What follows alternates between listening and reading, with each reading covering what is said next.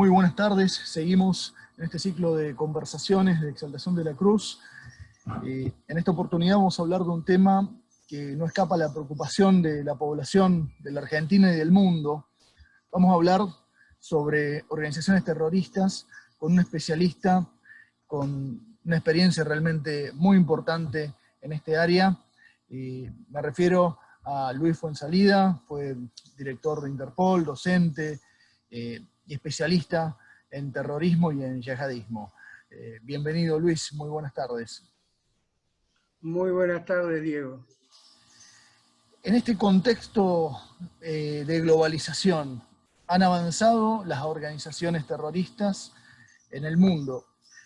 ¿Cómo estamos en Latinoamérica?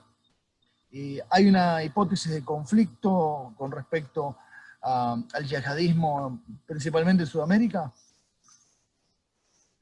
Bueno, en principio creo que hay que tener en cuenta que el subcontinente, por lo que vemos a través de los regímenes que hay en cada país, no podemos hacer o tener un común denominador en cuanto a la lucha contra el terrorismo en cualquiera de sus facetas.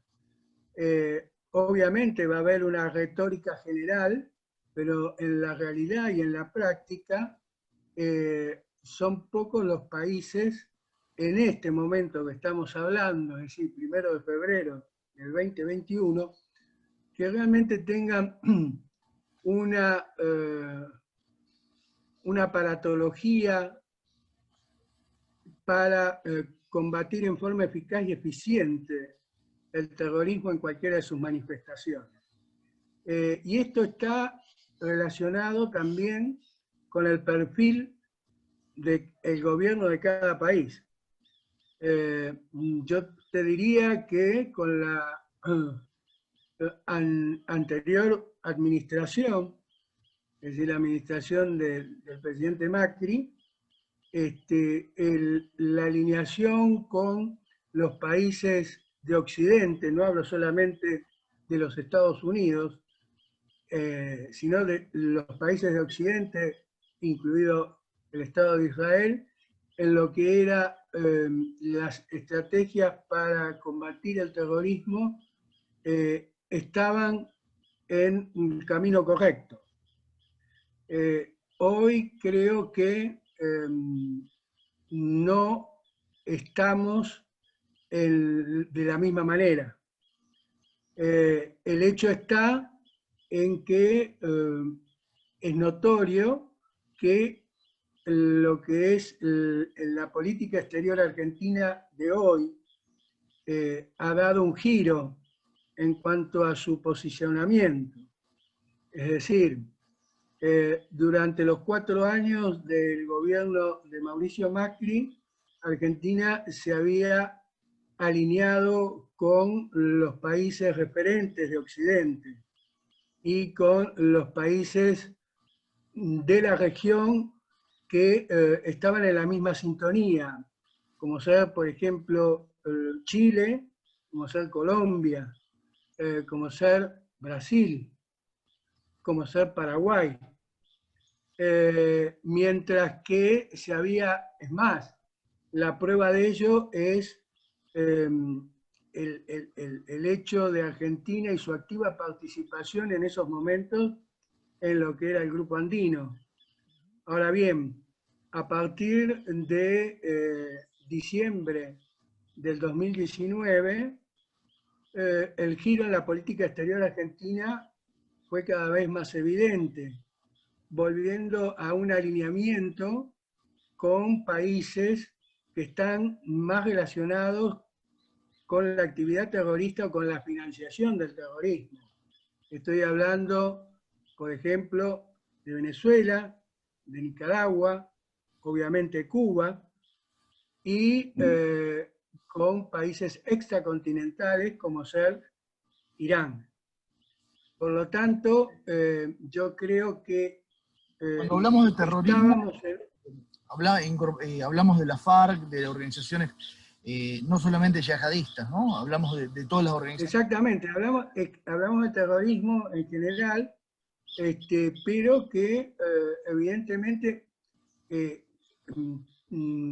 hoy el terrorismo con otras organizaciones criminales están en algunos casos relacionadas en forma simbiótica. Te doy un caso, ejemplo, el Hezbollah con los cárteles de la droga de México. Obviamente la FARC, que habían venido a un acuerdo, los acuerdos que se habían firmado en su momento, que fueron bastante discutibles. Yo en ese momento estaba muy de acuerdo con lo que opinaba el expresidente de Colombia. Uribe. Uribe, exactamente, Uribe Vélez. Y hoy vemos cómo ese acuerdo firmado no tenía realmente mucho futuro, pues hoy la FARC, o por lo menos un grupo bastante importante, ha vuelto a la clandestinidad. Y la financiación de la FARC, a partir de que fueron disueltos los carteles de Cali y Medellín en Colombia, comenzaron a ocupar los espacios de lo que es el tráfico de drogas para financiar, era uno de los modos de financiar su actividad terrorista. Y esa actividad terrorista también tiene su sustento, en el caso, estoy hablando tanto del Ejército de Liberación Nacional como de la FARC, con el régimen de Venezuela. Un régimen de Venezuela que no es ni más ni menos que la cabeza de playa de Irán y Hezbollah en América Latina. Es decir, es la cabeza de playa del terrorismo yihadista chiita en la región. Por lo tanto, si hoy Argentina, en su giro de política exterior, tiene una actitud no condenatoria, contemplativa en el mejor de los casos, con un régimen dictatorial como ese de Nicolás Maduro, por lo tanto, podemos decir entonces que hay una falla en la visión estratégica para combatir el terrorismo, por lo menos desde nuestro país. Con respecto a las organizaciones terroristas, el gobierno anterior había declarado, creo, al Hezbollah específicamente como organización terrorista. ¿Este gobierno sostuvo esa calificación o la ha modificado? Sí, no, sostuvo, está vigente, sostuvo la calificación, pero no olvidemos, por ejemplo, que la actual ministra de Seguridad, antes de asumir su cargo, consideraba que Hezbollah no era una organización terrorista, sino que era una organización política, cuando en realidad Hezbollah es una organización terrorista con representación política en el Parlamento del Líbano. Correcto. Esa facción, la situación que nos lleva al Líbano, su accionar es netamente global por políticas específicas en la región de Medio Oriente, o tienen, digamos, una ambición de dominar políticas o sectores en otros países. Eso es lo que más preocupa a la población. ¿Por qué actúan en Latinoamérica? Bueno, la pregunta merece dos puntos de respuesta, si me permitís. Claro, Porque sí. el primero estaría circunscripto a un escenario que es el de Oriente Medio. Y el segundo es el escenario global, es decir, fuera de Oriente Medio. Con respecto a Oriente Medio, la presencia de Hezbollah en el Líbano corresponde a una visión geopolítica hegemónica del régimen de Teherán, que en su objetivo es crear lo que se llama la media luna chiita, es decir, una franja de territorio en Oriente Medio que parte de Irán, sigue por Irak, Siria y el Líbano. Ese es el motivo por el cual tanto Hezbollah, que coincide desde el punto de vista religioso con el régimen de Irán, porque es una organización islamista chiita, pero que también Irán está proporcionando apoyo logístico a el Hamas. Y el Hamas y la Yihad Islámica, que son las organizaciones terroristas que están en la Franja de Gaza, no son de la fracción chiita del Islam, sino de la fracción sunita, pero tienen objetivos comunes. Ahora bien, para Irán, fuera del escenario de Oriente Medio, donde se plantea cada vez es más evidente el enfrentamiento entre dos bloques, un bloque que es el bloque de Irán y sus proxies, que serían Irak en este momento, Siria bajo la administración de Bashar al-Assad, que dicho sea de paso, la familia al-Assad es de la secta alawita, que es una secta relacionada con el chiismo, y el Líbano, que desgraciadamente el Líbano es prácticamente un estado fallido, donde Hezbollah, desde el punto de vista militar, tiene igual o más fuerza que el Ejército Nacional Libanés. Además, los hutíes en el Yemen son lo que se enfrenta a lo que sería el bloque de Arabia Saudita, los países sunitas, más el Estado de Israel.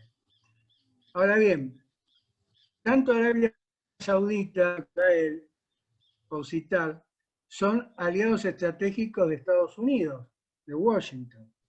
Entonces, nada mejor que crear un foco de conflicto en el patio trasero de Estados Unidos. Estoy hablando de América Latina. Ahí viene la segunda parte de tu pregunta.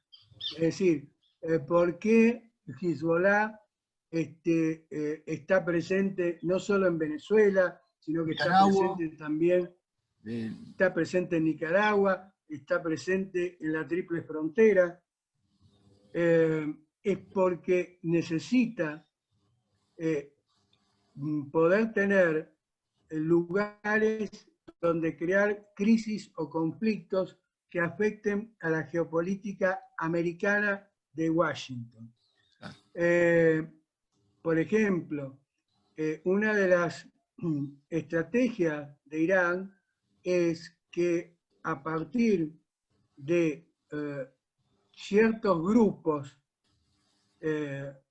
contestatarios que tienen mucha afinidad, o mejor dicho, que están relacionadas con la problemática social, como pueden ser los Sin Tierra en Brasil, los Sin Techo en Paraguay, o movimientos como Quebracho o el MTS acá en la Argentina, poder producir situaciones de desestabilización en caso de que los gobiernos de los respectivos países donde se encuentran esas agrupaciones sean afín a las políticas de Washington o de Occidente. Esa sería la explicación que podría darte para por qué lo que pasa en Líbano, lo que pasa en Medio Oriente y por qué pasa acá en América del Sur. Además del financiamiento con esto que hablábamos anteriormente, tráfico de drogas, la geopolítica fundamentalmente en Venezuela y en el Caribe, ¿no? Sí, por ejemplo, no solo el tráfico de drogas. Recuerdo, y esto te estoy hablando de muchos años atrás, pues era cuando yo todavía estaba en actividad y estaba como el jefe de Interpol Argentina, hicimos un trabajo acerca de cómo una de las formas de financiamiento de las actividades de Hezbollah en la Triple Frontera, y no precisamente a través del narcotráfico, sino que tenía una ramificación mucho más extensa, que era con la conexión con las tríadas chinas en Hong Kong, con la cual traían desde Hong Kong hasta Iquique software piratas.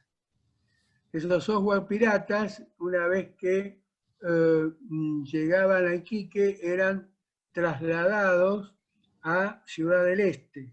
En Ciudad del Este el clan Barakat se ocupaba de la comercialización de estos software pirata en todo el área de influencia, es decir, no solo el Paraguay, sino Argentina, Brasil, Uruguay.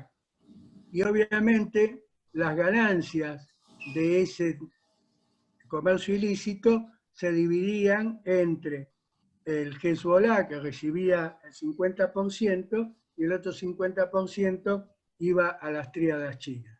El Estado Islámico llegó a ser, si uno lo define desde las ciencias políticas, un protoestado. Tenía territorio, tenía población y tenía gobierno. Sí. Obviamente supo utilizar muy bien el ciberespacio, no solo para el reclutamiento, sino para la financiación y para, por ejemplo, para la venta. No nos olvidemos que el Daesh, mientras estuvo ocupando el sector oriental de Siria y el sector occidental de Irak, tenía para financiarse, por ejemplo, solamente en Irak, en Siria no era tanto, en Irak tenía aproximadamente entre 7 y 8 pozos de petróleo. Ese petróleo era vendido al mercado negro y con ese dinero se financiaba no solo la compra de armamentos, el pago logístico, sino también el tema de todo lo que era tecnológico de punta para poder seguir haciendo las actividades a través del ciberespacio. Lo mismo fue, por ejemplo, yo te decía, se usó el ciberespacio para la venta en el mercado negro de antigüedades de muchas reliquias arqueológicas que fueron tomadas por el ISIS durante la ocupación.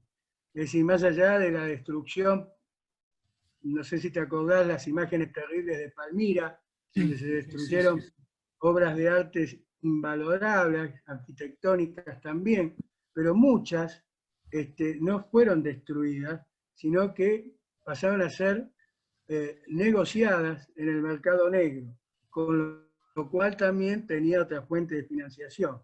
Es decir, hoy en día el Daesh, yo utilizo un término.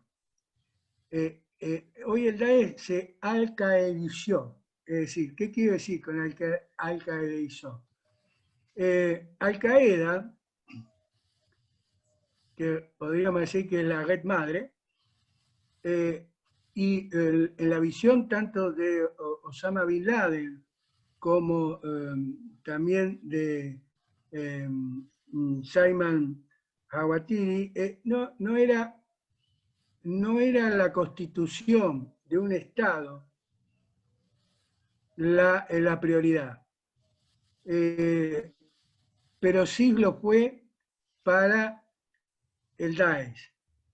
Entonces, cuando las operaciones de las coaliciones formadas por Estados Unidos y por Rusia llevaron a cabo toda la campaña contra el Estado Islámico y fueron recuperando territorio en Siria e Irak, el Daesh sufrió un efecto de la misma manera que si nosotros apretamos una pelotita de mercurio.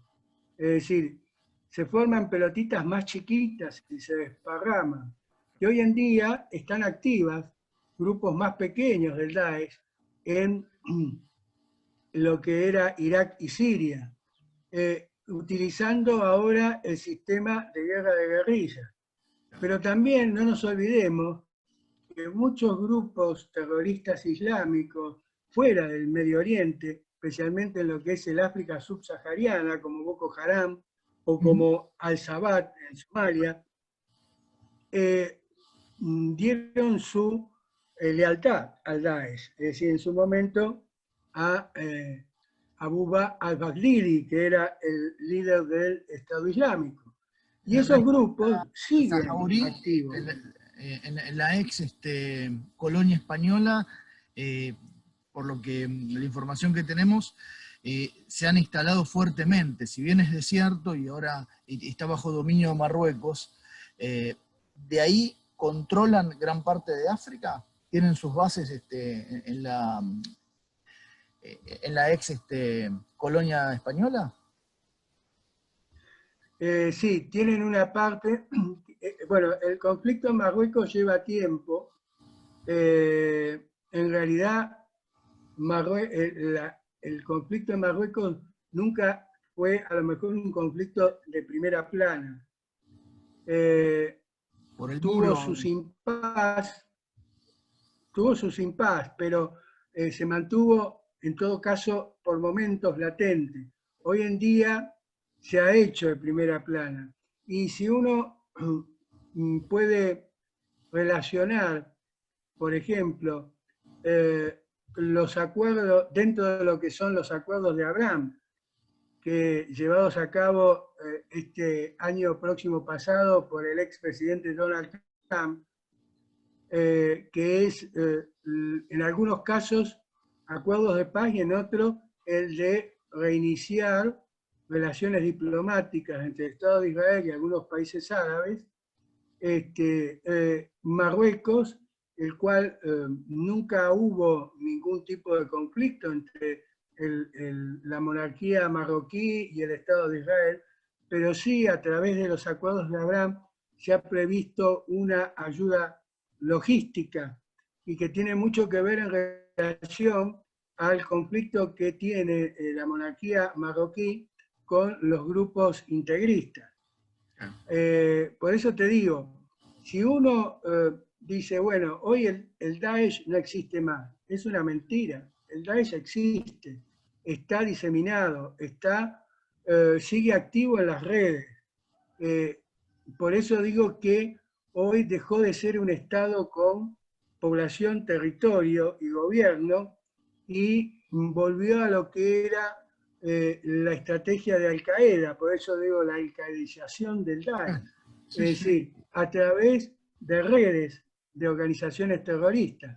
Hoy, por ejemplo, en el África subsahariana, te doy el caso de Boko Haram, más allá de estar activo, vos fijate que una de las formas de financiamiento que tienen, aparte del secuestro, obviamente, es en el comercio ilícito de la deforestación. Es decir, hoy en África subsahariana hay una campaña llevada a cabo tanto por organizaciones o grupos terroristas como también por actores estatales. Allí hay un muro que divide, ¿no? El lado del mar Atlántico al sector limítrofe con Mauritania. ¿El conflicto en dónde se observa? ¿Del lado del Atlántico, más cercano a Marruecos, o del lado de Mauritania? No, ahí lo que te podría decir es que hay mayor presencia del lado del Atlántico, del litoral atlántico, porque no te olvides, por ejemplo, que Boko Haram activa tanto en Nigeria como en la zona de Mali y Burkina Faso. si vas más para el norte, te vas a encontrar con el conflicto de Marruecos. Mientras que si vamos a la costa oriental de África, hoy podemos decir que lo más activo es Al-Shabaab en Somalia, es decir, en el Índico, con algunos grupos que responden a Al-Shabaab activos en lo que es Kenia, que son grupos que primitivamente eran parte de la red Al-Qaeda. No nos olvidemos que allá por mediados de la década del 90, los 2 atentados que sufrieron la Embajada de Estados Unidos, luego un shopping también en Nairobi, en Kenia. Por lo tanto, no podemos descartar que la región no haya grupos activos, pero quizás donde hay mayor actividad, mayor peligrosidad, es lo que sería el litoral atlántico. Y además, bueno, tenemos el norte de África. En el norte de África tenemos un punto que es que hay que prestar muchísima atención, porque es el estado fallido de Libia.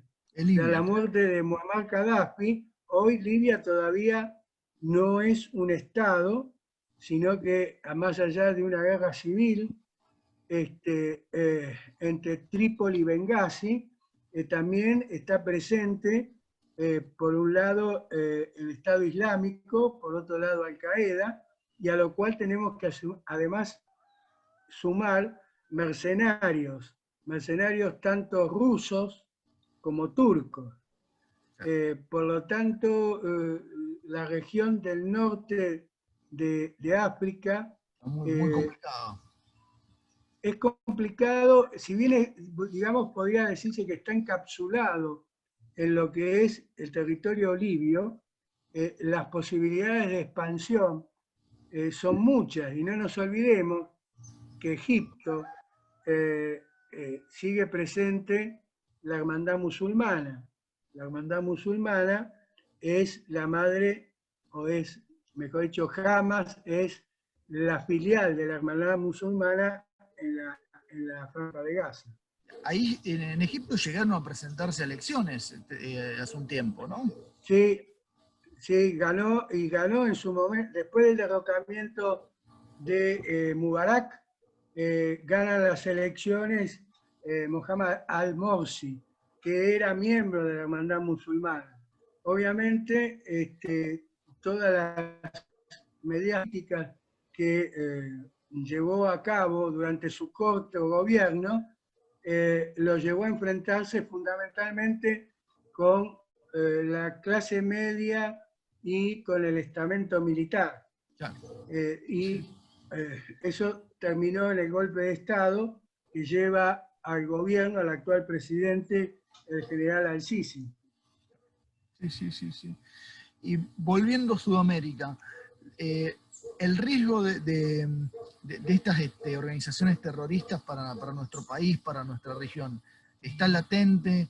Estas células que puede haber, que están dormidas, pueden despertar para realizar algún tipo de acción violenta, o simplemente la utilización geoestratégica de estos elementos es el financiamiento de la red mayor?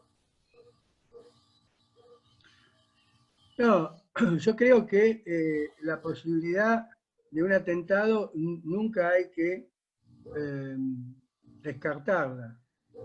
El Hezbollah sigue presente en la triple frontera.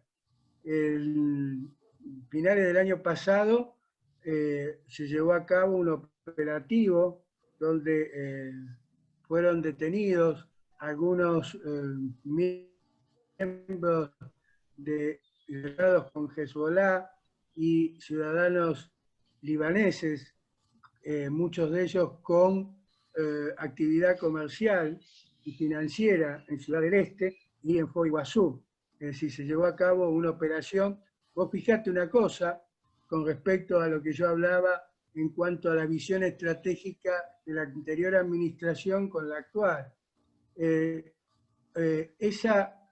si bien no había actividades en lo que sería territorio argentino, es decir, en Iguazú, en Puerto Iguazú, sí se llevó a cabo el operativo en forma conjunta por autoridades brasileñas, paraguayas y contando con la cooperación de los Estados Unidos. Yo creo que en otra administración, quizás Argentina hubiera participado, aunque sea como observador, si bien los operativos fueron en territorio paraguayo y brasileño. Sí, la región, por ejemplo, un lugar que digamos, no digo que pasa desapercibido, pero quizás mucha gente no sabe, es el tema de Chile. Es decir, uno dice, bueno, Chile, palestino, el nombre del club. Bueno, la diáspora palestina es muy fuerte, muy importante. Incluso la posibilidad de que un candidato presidencial a las próximas elecciones de Chile tenga relación íntima con la colectividad palestina, es como para tener en cuenta. ¿Y esto por qué? Porque después de lo que ocurrió a finales del siglo pasado, especialmente después de los 2 atentados en Argentina, el Hezbollah buscó otro lugar para usarlo de laboratorio de observación de la región y eligió a Chile. Dentro de la colectividad chilena, palestina chilena, han viajado a Irán a hacer cursos y seminarios, con lo cual la actividad se ha incrementado. Lo que pasa es que no es una actividad desde el punto de vista operativa, sino que es una actividad que tiene como fin que Chile se constituya como observatorio y análisis de la actividad tanto de Irán como de Hezbollah en América del Sur. Claro, son acciones que quizás pasan desapercibidas, pero realmente están ocurriendo en forma constante. Eso realmente es un detalle muy, pero muy importante. En resumidas cuentas, el yihadismo, como hablábamos anteriormente, su accionar en Sudamérica es para desestabilizar una región que prácticamente Estados Unidos quiere tener afín o buenas relaciones con sus gobiernos, ¿no? Yo diría que son 2 objetivos. Por un lado, desde el punto de vista del yihadismo sunita, está el tema de el llegar a formar en algún momento un califato global. Ahora bien, desde el punto chiita, está en función a la geopolítica de Irán. Y en esta geopolítica de Irán, te vuelvo a repetir, aunque suene mal, en la realidad, América Latina, o por lo menos desde México hacia el sur, ha sido el patio trasero de Washington, cualquiera sea la administración republicana o democrática, o demócrata, perdón. Por lo tanto, el poder llegar a crear un área de conflicto en el patio trasero de Estados Unidos es uno de los objetivos geopolíticos de Irán. Y ahí es donde se inserta el yihadismo chiita. Es un escenario realmente complejo, difícil, y hay que estar alerta, los gobiernos tienen que estar alerta en forma constante para evitar todo tipo de incidentes, atentados o avances contra el pueblo sudamericano. Sin duda es un tema muy extenso y realmente ha sido muy, muy interesante tu participación, tus conocimientos. Sin duda, en las próximas entrevistas vamos a tratar de poder, si es posible, explayarnos más en profundidad sobre esta cuestión, y no más que agradecerte que hayas aceptado la invitación, y mandarte un gran saludo desde aquí, desde Exaltación de la Cruz, provincia de Buenos Aires.